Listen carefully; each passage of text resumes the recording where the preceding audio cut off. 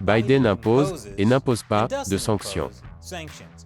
Les allégations de harcèlement sexuel d'Andrew Cuomo. Est-ce que les livres du Dr Seuss seront supprimés? Cela et bien d'autres choses à la une de cette semaine.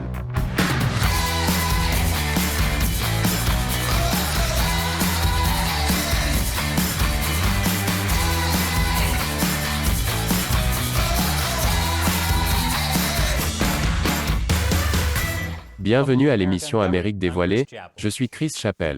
L'administration Biden a imposé des sanctions à 7 fonctionnaires russes en réponse à l'empoisonnement et à l'emprisonnement du leader de l'opposition Alexeï Navalny. Que se passe-t-il avec la Russie et le poison?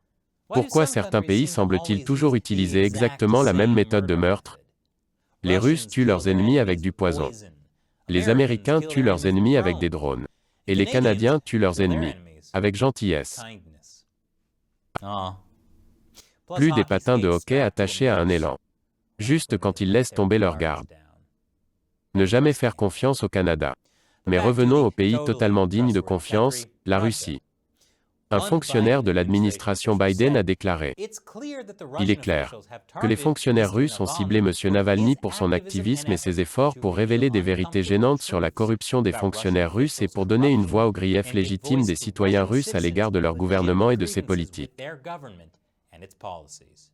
Nous exerçons nos autorités pour envoyer un signal clair que l'utilisation d'armes chimiques par la Russie et la violation de ses engagements internationaux en matière de droits de l'homme ont de graves conséquences. C'est exact. L'administration Biden ne tolérera jamais que des violations des droits de l'homme soient commises contre quiconque révélant des vérités gênantes sur ceux qui sont au pouvoir. C'est quoi ça, Shelley? Il semble que l'administration Biden n'imposera pas de sanctions à ceux qui commettent des violations des droits de l'homme contre quelqu'un qui révèle des vérités gênantes, quand il s'agit de l'Arabie saoudite. Un rapport des services de renseignement américains a conclu que le prince héritier saoudien Mohammed Ben Salman a ordonné l'assassinat du journaliste Jamal Khashoggi. En tant que candidat à la présidence l'année dernière, Biden a déclaré: nous allions en fait faire payer le prix à l'Arabie saoudite et faire d'eux le paria qu'ils sont. Mais cette semaine, le président Biden a déclaré. La porte-parole de la Maison-Blanche, Jen Psaki, a défendu la décision de l'administration de ne pas imposer de sanctions au prince héritier, en déclarant: nous pensons qu'il y a des moyens plus efficaces de s'assurer que cela ne se reproduise pas et de laisser une marge de manœuvre pour travailler avec les Saoudiens dans des domaines où il y a un accord mutuel, où il y a des intérêts nationaux pour les États-Unis. C'est à cela que ressemble la diplomatie. Écoutez, je comprends que la diplomatie étrangère est compliquée, surtout au Moyen-Orient. Mais cette diplomatie ressemble à un message clair que l'Arabie saoudite peut s'en tirer en assassinant n'importe quel journaliste qui les critique. À cela, je dois dire que j'aime le prince héritier Mohammed Ben Salman. Quel type formidable, et beau en plus. Plus après la pause. Bon retour.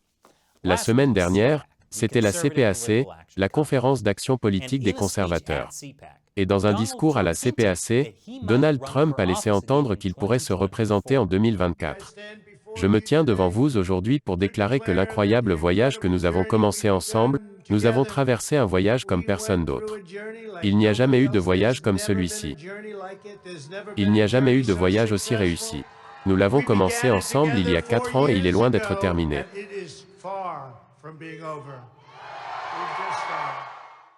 Et un récent sondage a montré que la plupart des électeurs du GOP soutiendraient Trump en 2024. Donc, l'élection de 2020 était comme le film de la Ligue de la Justice, c'était terrible. Et maintenant, 2024 va être la version de Snyder du film de la Ligue de la Justice. Les mêmes personnages, mais cette fois-ci, c'est plus long, plus courageux. Et même si le film est présenté comme complètement différent, nous connaissons déjà le résultat. Et pourtant, nous allons quand même le regarder. En parlant d'un politicien new-yorkais décapant avec une réponse controversée à la Covid-19. Parlons du gouverneur Andrew Cuomo. Et je sais que la comparaison avec Trump ne fonctionne pas tout à fait. Le gouverneur Cuomo n'a pas plusieurs accusations de harcèlement sexuel contre lui. Qu'est-ce que c'est, Shelley? Oh! Andrew Cuomo a été accusé par 3 femmes de harcèlement sexuel. Je dois vraiment lire ces histoires avant de les rapporter. Une enquête est en cours pour examiner ces allégations. Le gouverneur Cuomo a présenté ses excuses. Mais certaines personnes disent que ce n'est pas suffisant. Les démocrates de New York l'accusent d'abuser de son pouvoir et ils font pression sur lui pour qu'il démissionne. Un membre de l'Assemblée de l'État de New York a déclaré sur Twitter: « Il n'est pas surprenant de voir le gouverneur tenter rapidement d'interférer dans cette enquête après ses excuses. Cet abus de pouvoir ne fera que continuer et détourner encore plus l'attention de notre travail au Capitole de l'État. Je crois fermement que la démission du gouverneur serait pour le bien de notre État. » Et un autre membre de l'Assemblée a tweeté: « Notre gouverneur est un manipulateur, un contrôleur, un abusif, un obsédé du pouvoir, un prédateur. S'il vous plaît, démissionnez. Je ne sais pas pourquoi tout le monde dit que c'est un tel salaud. » Bien sûr, il est un peu brutal sur les bords, mais Andrew Cuomo semble être le genre de type que vous voudriez ramener chez vous pour le présenter à votre grand-mère. Si ces politiques de la Covid ne l'avaient pas déjà tué. Pour en savoir plus, regardez notre article sur la dissimulation de la Covid dans la maison de retraite de Cuomo. De plus en plus de démocrates font pression sur Cuomo pour qu'il démissionne. Ils semblent prendre position contre le harcèlement sexuel dans leur propre parti, et ne toléreront plus aucun comportement effrayant. À moins que ce ne soit dans leur intérêt national. Plus après la pause. Bienvenue à nouveau. Le SpaceX d'Elon Musk vient de terminer un nouveau lancement de fusée. Le prototype du vaisseau spatial SpaceX a effectué un vol d'essai mercredi au Texas. Nous avons décollé. Il a volé à une altitude de 10 km, ce qui est à peu près aussi haut qu'un avion commercial. Puis il est descendu gracieusement, et a atterri comme un champion. Jusqu'à ce qu'il ne le fasse plus. Les choses semblent aller très bien au début, et puis tout va complètement de travers. Regardez, 8 minutes après l'atterrissage, il a explosé. C'est comme regarder la carrière politique d'Andrew Cuomo. En parlant de choses qui pourraient exploser au Texas. Le Texas, ainsi que le Mississippi, ont annoncé qu'ils allaient lever les mandats de masques et permettre aux entreprises de fonctionner à 100% de leur capacité. Le gouverneur du Mississippi, Tate Reeves, a tweeté: « Nous levons tous nos mandats de masques de comté et les entreprises pourront fonctionner à pleine capacité sans aucune règle imposée par l'État. Nos hospitalisations et le nombre de cas ont chuté et le vaccin est rapidement distribué. Il est temps. » Ou plus succinctement, MISSISSIPPE non requis. Le gouverneur du Texas, Greg Abbott, a déclaré: « Nous devons maintenant faire plus pour rétablir les moyens de subsistance et la normalité pour les Texans en ouvrant le Texas à 100%. Ne vous y trompez pas, le Covid-19 n'a pas disparu, mais il est clair, d'après les récupérations, les vaccinations, la réduction des hospitalisations et les pratiques sûres que les Texans utilisent, que les mandats de l'État ne sont plus nécessaires. » Mais il a également mis en garde. La suppression des mandats de l'État ne met pas fin à la responsabilité personnelle. La vigilance personnelle pour suivre les normes de sécurité est toujours nécessaire pour contenir le Covid. C'est juste que maintenant, les mandats de l'État ne sont plus nécessaires. Ces mesures ont été prises quelques jours après que la directrice du CDC, Rochelle Walensky, ait averti que les progrès réalisés aux États-Unis contre le virus étaient au point mort, en disant: « Les choses sont fragiles. Ce n'est pas le moment d'assouplir les restrictions. » Pendant ce temps, le président Biden a qualifié les décisions des gouverneurs de mettre fin à ces mandats de masques de pensée néandertalienne. Le président s'est ensuite lancé dans une longue histoire sur sa rencontre avec un homme de Néandertal lorsqu'il était adolescent dans le Delaware. Après quelques minutes, la porte-parole de la Maison-Blanche a réalisé que le président Biden décrivait en fait l'intrigue du film Encino Man de 1992. En parlant de trésors culturels, le Dr Seuss. Le Dr Seuss est la dernière victime de la culture de la suppression. Ou bien l'est-il? Le Dr Seuss a été exclu par le président Biden de la proclamation annuelle de la « Journée de la lecture à travers l'Amérique » qui coïncide avec l'anniversaire de Seuss le 2 mars. Et des rapports ont circulé selon lesquels les livres du Dr Seuss ont été interdits par un district scolaire de Virginie. Toutefois, ces rapports pourraient être un peu trompeurs. Dans une déclaration, les écoles publiques du comté de Loudoun ont déclaré qu'elles n'interdisaient pas les livres, et qu'elles décourageaient simplement l'établissement d'un lien entre la « Journée de la lecture à travers l'Amérique » et l'anniversaire de Seuss, qui ont été historiquement liés. Quelle en est la raison? Est-ce parce qu'ils ont décidé que, oh, Les endroits où vous irez est une initiative de l'association à Blessed. Ou parce que les œufs verts au jambon est un mépris flagrant du consentement. Non, ça ne signifie pas ça. Sam je suis. Non, c'est à cause du racisme. Le raisonnement des écoles publiques du comté de Loudoun est le suivant. Les recherches menées ces dernières années ont révélé de fortes connotations raciales dans de nombreux livres écrits, illustrés par le Dr. Seuss.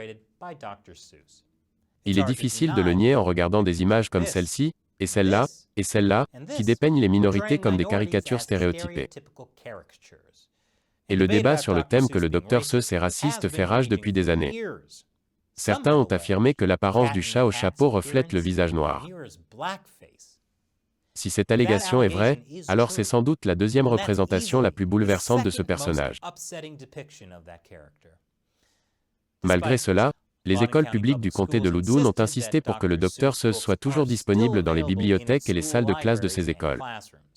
Cependant, le Dr. Seuss et ses livres ne sont plus au centre de la journée Read Across America dans les écoles publiques du comté de Loudoun. Mais alors que les livres du Dr. Seuss ne sont pas interdits dans les écoles de Virginie, ils sont interdits par Seuss Enterprises. La société qui supervise la publication des livres du Dr. Seuss a dit qu'elle avait mis ces 6 livres au rebut. Ils ont déclaré « Nous avons écouté et pris en compte les réactions de notre public, y compris les enseignants, les universitaires et les spécialistes du domaine, dans le cadre du processus d'examen. » Cette décision a été soutenue par la belle-fille de M. Seuss, Lark Gray Diamond Cat. Elle a déclaré « Je pense qu'à notre époque, c'est une sage décision. Je pense que le monde souffre en ce moment, et nous devons tous être très doux, attentionnés et gentils les uns avec les autres. » Elle a exprimé l'espoir que les livres reviendraient un jour en circulation et a fait remarquer à propos de son défunt beau-père. Il n'y avait pas un seul os raciste dans le corps de cet homme, il était tellement conscient du monde qui l'entourait et se souciait tellement de lui. Pendant ce temps, après que le Dr. Seuss soit devenu la dernière controverse sur la culture de la suppression, ses livres sont maintenant en tête de la liste des best-sellers d'Amazon. Et il n'y a qu'une seule explication à cela, les Américains sont racistes. Mais alors que le Dr. Seuss n'a pas été supprimé sur la façon dont le New York Post le fait paraître, cela soulève une question intéressante. Quel sera ensuite le prochain livre pour nos enfants bien-aimés qui sera retiré et pour quelle raison? Le petit moteur qui pourrait, pour contribuer au changement climatique, où sont les choses sauvages, pour sa description peu flatteuse de la communauté des fourrures? Si tu donnes un biscuit à une souris, pour avoir été une porte d'entrée vers le socialisme, arrêtez de demander de l'argent et ramassez vous-même vos petits sabots, stupide souris. En fait, peu importe. Ce livre ne serait pas supprimé. En fait, cette souris mérite plus de cookies pour pouvoir atteindre l'équité en matière de cookies. Mais cela n'empêchera pas la chenille très affamée de se faire tirer l'oreille pour une grosse honte. Alors, que pensez-vous des histoires que nous avons couvertes? Laissez vos commentaires ci-dessous. Et n'oubliez pas que l'émission Amérique dévoilée est principalement soutenue par les téléspectateurs. N'oubliez pas de visiter le site patreon.com/americauncovered. Contribuez $1 ou plus par épisode. Nous comptons sur votre soutien pour nous aider à continuer à réaliser de bons épisodes. Une fois de plus, je suis Chris Chappell. Merci de regarder l'émission Amérique dévoilée.